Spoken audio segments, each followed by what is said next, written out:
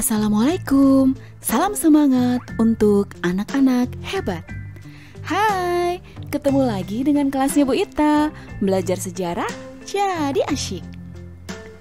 Kalian masih ingat setelah berakhirnya masa pemerintahan Raffles di wilayah Hindia Belanda atau Indonesia sekarang yang diakibatkan Belanda menuntut dikembalikannya tanah jajahannya. Hal ini melalui Convention of London. Maka dimulailah masa pemerintahan Komisaris Jenderal di wilayah Hindia Belanda dimulai tahun 1817. Pemerintahan ini dibentuk dengan tugas utamanya yaitu menerima kembali Indonesia dari Inggris yang nanti dikenal dengan nama Komisi Jenderal. Anggota komisi ini adalah Cornelius Theodore Elliot. Kemudian yang kedua adalah A.A. Boyskes. Yang ketiga adalah Baron van der Capellen. Kebijakan Komisaris Jenderal di wilayah Hindia Belanda dikenal dengan kebijakan Jalan Tengah. Dalam kebijakan tersebut mengakomodasi keinginan kaum liberal dan konservatif di parlemen Belanda. Masing-masing pihak menginginkan agar negara jajahan dipegang oleh pihak swasta ataupun pemerintah.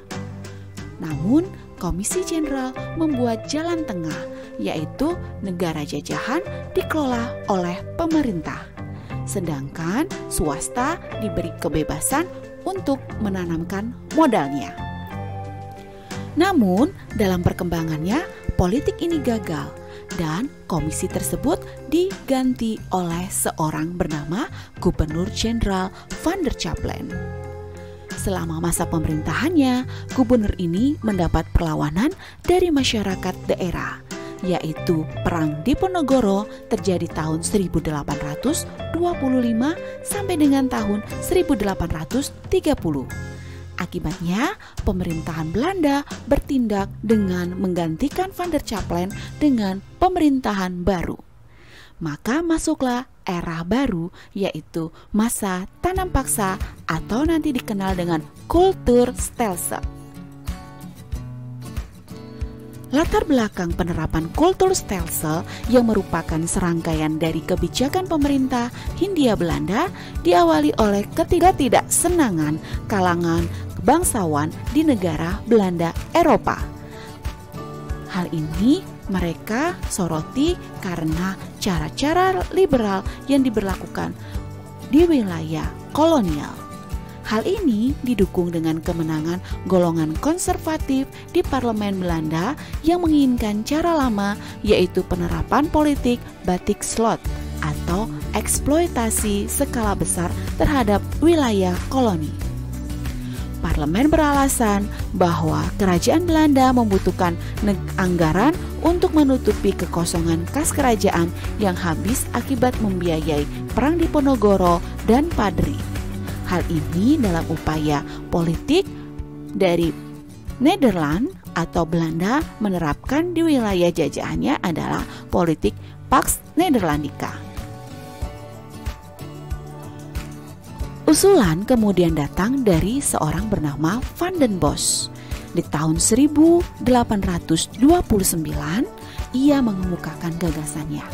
Untuk mengisi kas negara yang kosong dapat dilakukan dengan memberlakukan kebijakan tanam paksa dengan menanam tanaman ekspor secara besar-besaran yang laku di pasaran Eropa. Hal tersebut yang nantinya menjadikan tujuan utama bagi pemerintahan yang dipimpin oleh Van den Bosch. Kemudian akhirnya Van den Bosch menjadi gubernur jenderal di wilayah Hindia Belanda di tahun 1830 sampai dengan tahun 1834. Berikut merupakan latar belakang alasan munculnya pemerintahan Van den Bosch di wilayah Hindia Belanda. Yang pertama adalah adanya kegagalan politik jalan tengah di parlemen Belanda. Kedua, kosongnya kas negara Belanda akibat banyaknya perlawanan kedaerahan yang muncul antara lain Diponegoro dan Perang Padri. Tentunya dua perang ini banyak menghabiskan keuangan Belanda.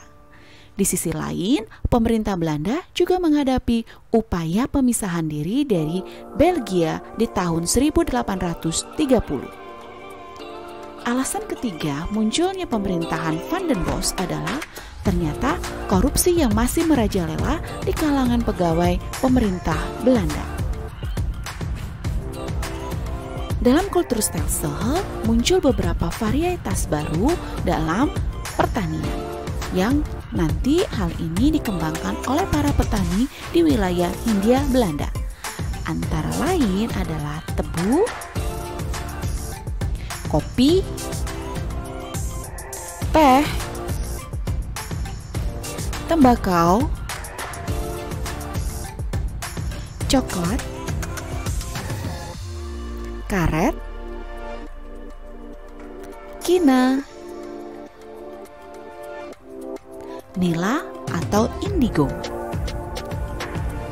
dan terakhir adalah kelapa sawit. Dengan maraknya varietas baru tersebut, akhirnya Van den Bosch menerapkan tata cara dari tanam paksa. Antara lain yang pertama, 1/5 tanah milik petani ditanami tanaman ekspor, dan 1/5 lainnya ditanami tanaman petani sendiri berupa pangan. Yang kedua adalah tanah yang ditanami tanaman ekspor bebas pajak. Aturan selanjutnya, jam kerja petani untuk mengurusi tanaman ekspor tidak melebihi waktu kerja petani untuk mengurusi tanahnya sendiri. Aturan selanjutnya, apabila hasil tanam paksa melebihi kuota yang ditargetkan, maka kelebihannya untuk petani. Aturan selanjutnya, rusak atau gagalnya panen tanaman ekspor ditanggung oleh pemerintah. Dan yang keenam, penduduk yang bukan petani wajib kerja di perkebunan pemerintah selama 1/5 tahun. Dan aturan yang terakhir adalah penduduk bekerja di bawah pimpinan lurah dan pengawas dari pemerintah kolonial. Aturan-aturan tersebut akhirnya sangat bertolak belakang pada saat praktek di lapangan.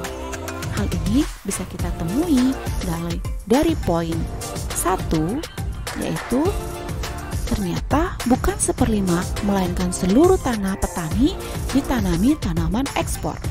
Hal ini menjadikan kehidupan petani semakin sengsara dan kehidupan masyarakat pada umumnya pun seperti itu. Kenapa? Karena petani tidak diberi kesempatan untuk menanami tanaman-tanaman pangan. Hal ini kedepannya menimbulkan kelaparan yang sangat besar di masyarakat pribumi. Praktek yang kedua, seluruh tanah dibebankan pajak. Hal ini tentunya ditanggung oleh petani itu sendiri. Praktek yang ketiga, jam kerja petani lebih banyak dihabiskan untuk tanaman dan kebun pemerintah, sehingga para petani tidak memiliki kesempatan untuk mengurus tanaman yang tentunya sangat dibutuhkan oleh masyarakat pribumi, yaitu tanaman-tanaman pangan. Praktek selanjutnya, kelebihan panen tidak dikembalikan dan ditambahkan pajak. Hal ini tentunya makin memperburuk nasib kaum petani di wilayah Hindia Belanda. Selanjutnya, gagal panen dan kerusakan ditanggung oleh petani. Hal ini tidak sesuai dengan teori yang dijanjikan oleh pemerintah kolonial Belanda. Praktek dan kenyataan dalam menjalankan aturan-aturan kultur sel-sel selanjutnya, waktu wajib kerja di perkebunan melebihi 1/5 tahun. Hal ini sangat bertolak belakang dengan aturan yang disepakati di parlemen Belanda. Dan lebih tragis lagi, dalam kenyataannya, bagi pejabat lurah atau bupati akan mendapatkan kultur porshenten atau bonus jika daerahnya bisa melebihi kuota ekspor. sehingga hal ini menimbulkan kesewenang-wenangan bupati kepada petani karena ingin mendapatkan kultur prosenten untuk memperkaya diri sendiri dan mengabaikan nasib para buruh dan tani. Akibat-akibat kultur stelsel dan aturan-aturan yang dijalankan di lapangan berdampak positif dan negatif di masyarakat pribumi. Positifnya, terjadinya diversifikasi pertanian yang menyebabkan pengenalan jenis-jenis tanaman-tanaman baru yang menguntungkan dan disertai dengan mekanisasi alat-alat pertanian. Dampak negatif tentunya terjadinya kesengsaraan dan kelaparan bagi penduduk pribumi.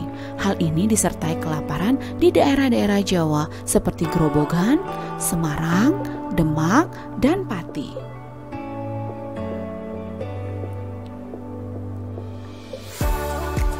Kritik sosial turut berperan dalam upaya penghapusan tanam paksa yang nanti dipelopori oleh para cendekiawan, antara lain Douwe Dekker atau Multatuli, yang nanti menuliskan sebuah buku bernama Max Havelaar yang memuat kecurangan Belanda dalam perdagangan gula di Lebak dan memuat juga kesengsaraan rakyat Indonesia akibat kultur stelsel. Kritik selanjutnya datang dari seorang misionaris dan anggota parlemen Belanda bernama Baron van Hövell yang mengecam praktek tanam paksa sebagai tindakan tidak berkemanusiaan.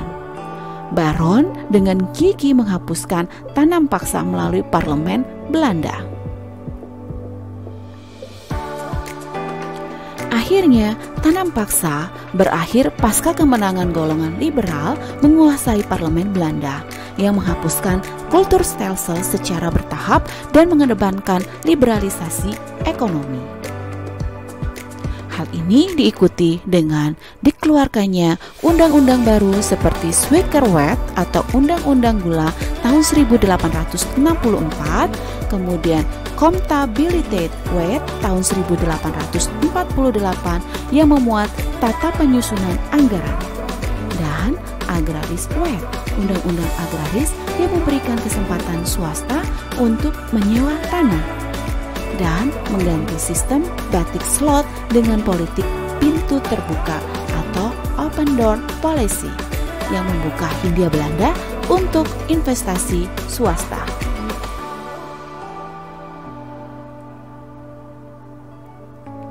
Demikian penjelasan materi kultur stelsel dari kelasnya Bu Ita. Thanks for watching. See you to next video. Bye-bye.